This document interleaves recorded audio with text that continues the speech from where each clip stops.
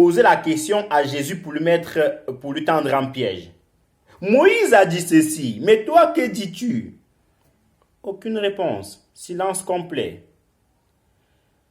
Parfois, le silence, ça vaut mieux, hein, de temps en temps. C'est la meilleure des réponses d'ailleurs, le silence. Quand il y a des attaques, quand on nous critique, c'est vrai que ce n'est pas évident. Ce n'est pas évident. Et si vous me le permettez de revenir un tout petit peu en arrière, on a étudié, par la grâce de Dieu, les livres de Job. Job, certes, n'a pas forcément gardé le silence, voilà pourquoi le Seigneur l'avait repris. Mais même si c'est vrai que voilà, c'est pas évident de garder le silence face aux attaques et tout ça, mais ici, le Seigneur va garder le silence face à cette femme-là. Il va garder le silence. Et la leçon qu'on peut aussi tirer là, c'est que, amen, il y a aussi Jean chapitre 8, amen, le verset 1 au verset 11, l'aveugle Bartimée, Marc chapitre 10, 46 à 53. Vous voyez donc, il y a tant d'exemples comme ça, voyez-vous. Il y a aussi l'indignation du chef par rapport à la guérison effectuée par Jésus. Oui, Jairus, la fille de Jairus, où on va lui dire, ta fille est morte, n'importune pas le maître. Donc en gros, ne casse pas la tête au maître, ne lui fais pas mal la tête, ne donne pas des mots de tête à Jésus. Elle est morte, il faut l'enterrer. Je me souviens, un jour, une dame avait perdu son papa et son mari lui avait dit, au lieu de la consoler, il lui avait dit, pourquoi tu pleures? De toute façon, il est mort, hein? Pourquoi tu pleures? De toute façon, il est mort. Quelle phrase! Vous perdez votre père ou votre maman et votre mari vous dit, de toute façon, ça ne sert plus à rien, il est mort. Vous voyez? Donc, en revenant à notre message, voyez-vous, Jésus-Christ va garder le silence. Mais cette femme-là, en fait, ne va pas s'arrêter là. Oui. Donc, elle va continuer à importuner le maître. Seigneur, il faut. Aujourd'hui, c'est aujourd'hui. Il faut. Et souvenons-nous aussi de cette histoire-là où Lazare était mort. Enfin, pas forcément le meilleur ami, mais l'ami de Jésus. Les disciples vont venir dire à Jésus que Jésus, Lazare est mort depuis 3 jours. Il faut venir. Jésus-Christ va dire, calmez-vous les gars, calmons-nous. Il est mort, tranquille, il n'y a pas de problème. Et il va leur dire, allez-y, prenez de l'avance. Jésus-Christ va attendre 4 jours. 4 jours pour monter, pour aller guérir, pour aller ressusciter son ami Lazare. Frère, imaginons-nous, on nous dit que notre meilleur ami ou notre ami en fait, ou un frère est malade, alors que le frère habite juste à quelques pas de chez nous. On est là, on nous dit ça, c'est comme si en fait ça ne nous disait rien. Beaucoup de personnes peuvent prendre cela comme de la négligence, comme si on n'aimait pas le frère ou la sœur. Voyez? Mais Jésus-Christ lui était serein. Pourquoi? Parce que lui savait que c'est lui l'homme de la situation. Il savait que lui c'est le maître. Celui qui donne la vie, c'est celui qui la reprend. Donc, Lazare, pour la mort de Lazare, même lui va le dire que notre ami Lazare n'est pas mort, mais il dort. Frère, quand on dit quelqu'un dort, ça veut dire qu'on peut le réveiller, non? Donc, il va se réveiller. Donc, pour Jésus, Lazare, lui, il dormait, il ronflait même. Mais les disciples n'avaient pas compris ça, ils n'avaient pas compris ça en fait de cette oreille-là. Et du coup, qu'est-ce qui s'est passé? Jésus-Christ, en fait, au temps convenable, il est monté, voyez-vous, il est monté, et puis il est parti ressusciter Lazare. Et puis Lazare était ressuscité, il a commencé à manger. Pourquoi? Parce que Jésus-Christ ici, frères et sœurs, c'est l'homme de la situation, c'est l'homme qu'il faut invoquer quand ça ne va pas. C'est l'homme où, quand on a un problème, c'est lui qu'il faut appeler. C'est l'homme on peut faire tous les hôpitaux, on peut tout faire.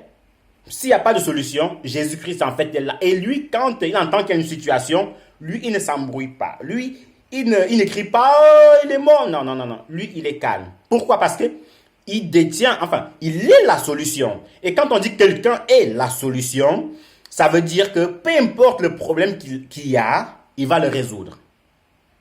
Et c'est ce caractère, en fait, que le Seigneur veut qu'on ait. Que quand il y a un problème, ne commençons pas à paniquer, ne commençons pas, en fait, à nous jeter par terre. Non, calmons-nous, sachons en nous que nous avons quelqu'un qui est la solution. Voyez-vous, frères et sœurs, quelqu'un qui est la solution. Et quand on a quelqu'un qui a la solution, de quoi s'inquiéter? Donc, cette femme syro-phénicienne va continuer à insister auprès du Seigneur. Alors, le Seigneur va lui dire, ok, vu que tu insistes, il n'y a pas de problème. Le Seigneur va lui faire la remarque, il n'est pas bon de donner les pains aux petits chiens. Mais cette femme-là, remplie aussi de sagesse, on peut se demander d'où est-ce que, elle tient tête au Seigneur Jésus. 2, elle sort cette réponse-là où il va répondre au Seigneur Jésus, oui Seigneur, je le sais. Mais les petits chiens mangent des miettes qui tombent par terre. Oh, le Seigneur va lui dire, hey, ça, c'est de la réponse. Non. La femme, si, j'ai rencontré des gens, mais rares sont des femmes comme toi. Alors, qu'est-ce qui s'est passé? Il a dit à la femme, il n'a même pas touché sa fille. Il a dit, femme, ta foi a sauvé ta fille. Et la Bible dit, et à l'heure même, sa fille fut guérie. Qu'est-ce que nous devons donc retenir de cette histoire? Nous devons retenir de cette histoire que, frères et sœurs, que quiconque soit, qu'on soit païen, qu'on était traité de prostituées, de bandits du quartier, de voleurs, d'escrocs, tout ce qu'on veut, l'amour du Seigneur est toujours au-devant de nous. L'amour du Seigneur peut se manifester dans notre vie. Maintenant, c'est à nous d'aller vers lui. Et souvenons-nous, comme on l'a dit au départ, que Dieu ne fait point d'acception de personne. Ses bras sont ouverts. Comme il a touché le cœur de l'apôtre Paul, qui était Saul de Tarse au départ, et il a fait de lui un instrument puissant. Voyez-vous? Comme à la dernière seconde, à la dernière minute, il a touché le cœur, ou plutôt en fait, il a donné l'accès au paradis à ces brigands. Frère, un brigand, ce n'était pas n'importe qui à l'époque. Hein. Les brigands, souvenez-vous de Barabbas. Un gars, lui, pour braquer les maisons, il était champion. Voilà, on savait que pour aller braquer l'adresse de Barabbas, on savait que pour aller voler, pour faire des plans, Barabbas. Mais voilà cet homme, ce brigand, va connaître, va savoir qui est à côté de lui. Il va profiter de cette opportunité-là pour implorer la grâce de Dieu. Alors que l'autre qui était comme lui, il a continué à se justifier, même continue en fait à vouloir mettre la faute sur Jésus. Mais aujourd'hui, il y en a un qui a été sauvé et l'autre perdu. Donc ça veut dire autant de fois que nous allons mettre la faute sur le Seigneur, on n'aura rien du tout. Mais quand on commencera en fait à reconnaître nos torts, à reconnaître que nous sommes des fautifs, à reconnaître que le Seigneur peut nous aider, alors le chemin du paradis, l'accès au ciel nous sera ouvert. Vous voyez? L'accès au ciel nous sera ouvert. L'autre, comment dirais-je? L'autre, quelque chose en fait qu'on peut encore retenir de cette histoire-là, c'est que le Seigneur est là, il voit nos souffrances, il voit comment, voilà, on peine, mais il attend des arguments solides. Il attend qu'on ait des arguments en béton pour qu'il nous sauve. Pourquoi? Parce que voici cette femme. Le Seigneur va lui faire un petit test. Il va lui dire, il n'est pas bon de donner du pain, des choses saintes aux petits chiens. Et la femme va répondre en disant que, Seigneur, les petits chiens mangent que des miettes qui tombent sous la table. Frère, quand on médite ça, hein, normalement, quelqu'un de normal n'aurait pas... aurait abandonné, aurait dit, ok, d'accord, c'est vrai, je suis fautif. Mais elle a continué à donner des arguments solides au Seigneur. Donc, ça veut dire quoi? Ça veut dire qu'il y a des moments où nous devons donner des arguments solides au Seigneur pour qu'il nous guérisse, pour qu'il nous visite en fait. Et c'est quoi les arguments solides? Les arguments solides, c'est quand tu vis une vie de sanctification, une vie de sainteté, une vie de pureté, tu vas dire au Seigneur, Seigneur, ta parole dit.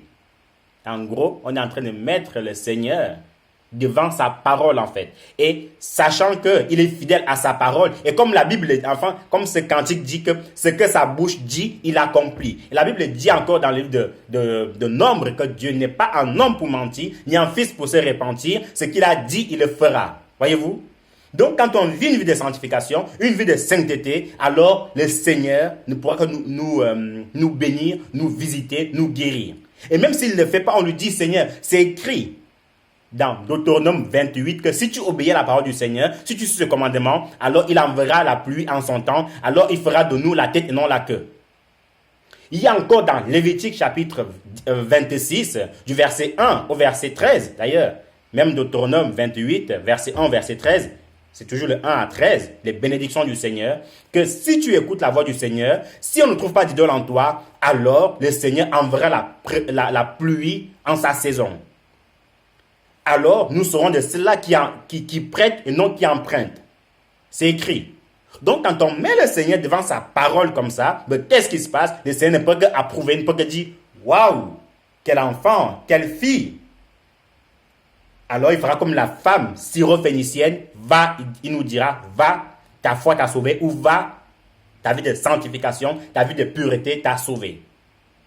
Donc, pour essayer de conclure un peu, il y a quelque temps de cela, nous nous souvenons que le Seigneur nous a puissamment visités par de grands témoignages.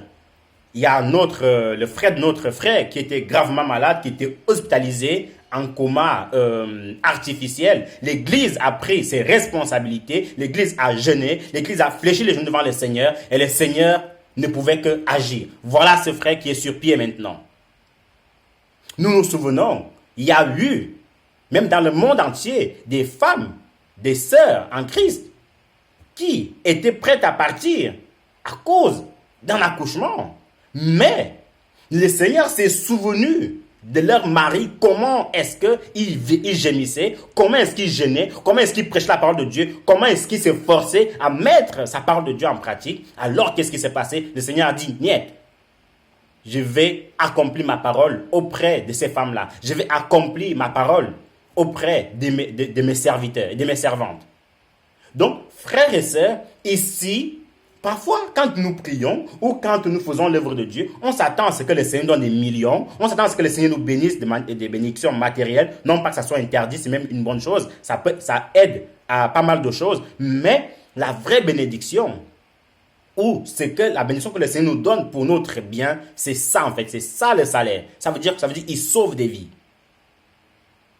Les millions, c'est bien, mais une vie, c'est encore meilleur. Parce que les millions ne peuvent jamais travailler pour un homme, mais par contre, un homme peut travailler pour des millions. Donc, c'est ça, en fait, justement, la récompense que le Seigneur nous donne. Quand il sauve des vies, quand on voit ces miracles à l'œuvre. Quand on entend que cette femme-ci ou cette sœur-ci, en fait, était en train de partir lors d'un accouchement et le Seigneur l'a restauré, le Seigneur l'a guéri, on te dit, waouh! Seigneur, excuse-moi, je crois que je ne te sers pas assez. Il faudra peut-être que je redouble de temps de jeûne. Je redouble le temps de jeûne parce que ce que tu as fait là, non. Je sais que je te sers, mais ce que tu as fait là, c'est même pas un millionième de ce qu'en fait un médecin aurait pu faire. Bien évidemment, ces médecins-là, il faut aussi prier pour eux parce que aussi en fait, ils participent en fait à beaucoup de choses pour les accouchements, pour les malades, ainsi de suite, ainsi de suite. Mais ce qu'on peut retenir ici, c'est que, frères et sœurs, il faut donner des arguments solides devant le Seigneur pour nos guérisons, pour notre bénédiction. Seigneur, tu l'as dit, alors tu dois le faire. Mais nous aussi, on doit faire notre part. 2, ne nous attendons pas en fait à des millions, que le Seigneur nous bénisse par des millions, mais attendons-nous en fait à ce que le Seigneur puisse sauver des vies dans nos familles. Et c'est ça le plus important. Et comme on a dit, des millions ne peuvent jamais travailler pour quelqu'un, mais par contre, quelqu'un peut travailler pour des millions. Voyez un peu. Donc, pour ma part, j'ai fini. Que le Seigneur vous bénisse abondamment, que son nom soit loué. Et je repasse la parole au frère Franck. Soyez bénis.